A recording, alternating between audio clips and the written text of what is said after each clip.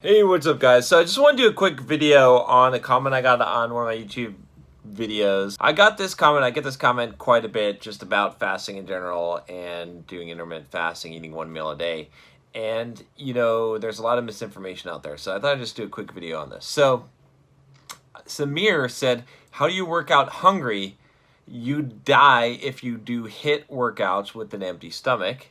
And, I replied, I do plenty of HIIT workouts on an empty stomach. Then the Blast Fund replied, you don't feel dizzy or anything if you're hungry and working out hard. And here's the thing, okay, so let's talk about a little bit of the science behind why you don't really need to eat something before doing any kind of workout at all, because there's basically three energy systems of your body, right? Okay, and maybe you remember this from biology class or health science or whatever class, but essentially you've got the creatine phosphate system, okay, which is very quick generation of ATP. This is the creatine that is in your muscles, and it is used for at the max like 5 to 10 seconds worth of bursts of energy. This is like lifting weights. This is sprinting.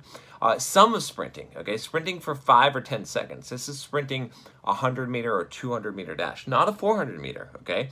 When we talk about HIIT, this is one thing that's critical as well, is that we're talking about more of like 400-meter dashes. For most people, it depends on, there's a pretty wide range of people doing HIIT, and they're not hitting the energy systems they think they. Number 2 energy system, right? This is the anaerobic system. Okay, it uses glucose. It does not use oxygen. That's why it's called anaerobic.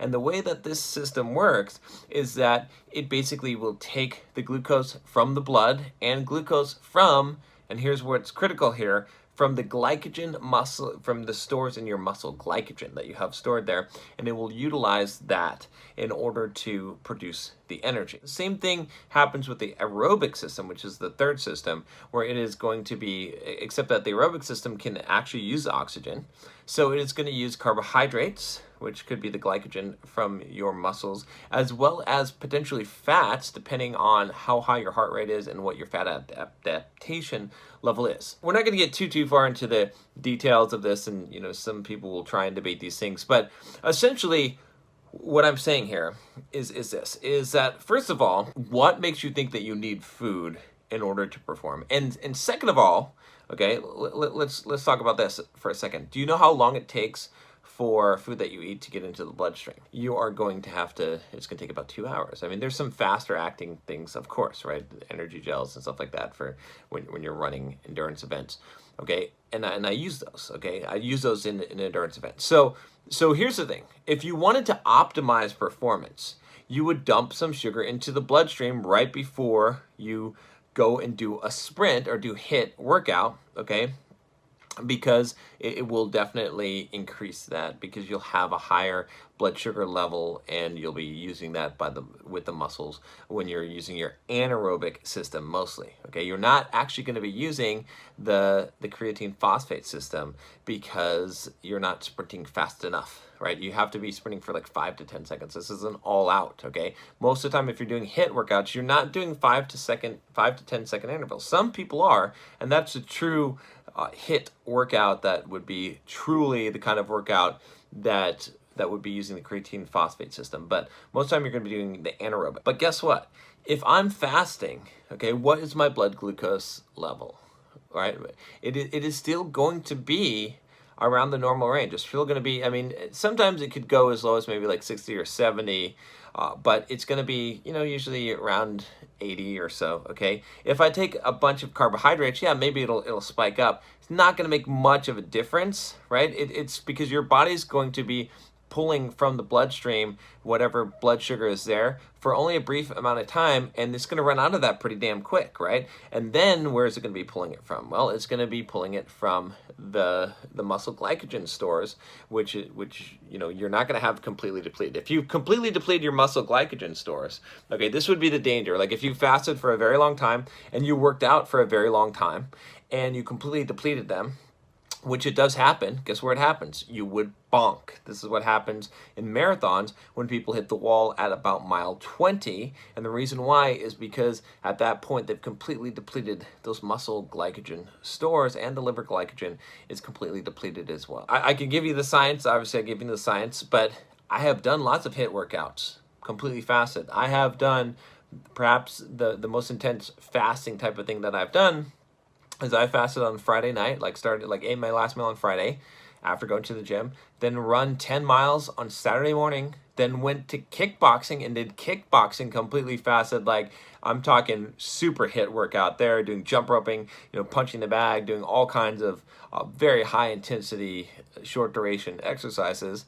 Then the next day, running another 10 to 15 miles, okay, and that's endurance, that's long distance, okay, and then the next day on Monday, still not eating anything at all, going to the gym and lifting weights for 2 hours, and then finally breaking the fast and eating afterwards. And I set PRs on that Monday. So I get that people think, I get a lot of you think that, oh man, you'll pass out, you'll be tired. And if you're not used to fasting, okay, if your body is not used to regulating your blood sugar level, you could have a very low blood sugar, okay, and you could try to do a HIIT workout and you could pass the fuck out, okay? That is very likely to happen. But in general, your body will adapt if you fast, and it will get better at regulating your blood sugar when you are fasting, and so you won't have a super bad crash. Because people can spout science and theoretical shit all the time. The best thing is to test it and see what happens.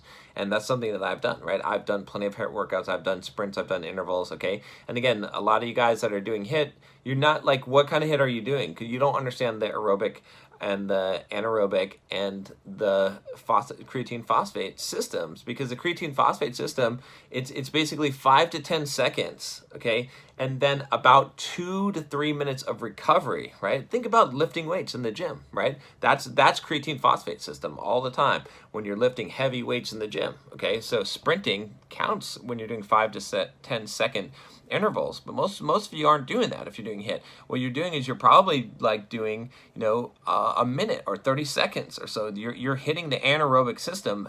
Most of it's mostly anaerobic. It is not the creatine phosphate system.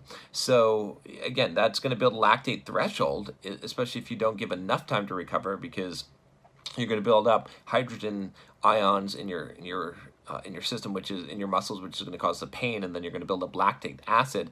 And when your body is unable to flush the lactic acid at the rate that it's producing it, you hit your lactate threshold and you slow the fuck down. All right, that happens in endurance. It happens in intervals as well. So HIIT training, right, there's nothing super magical about it.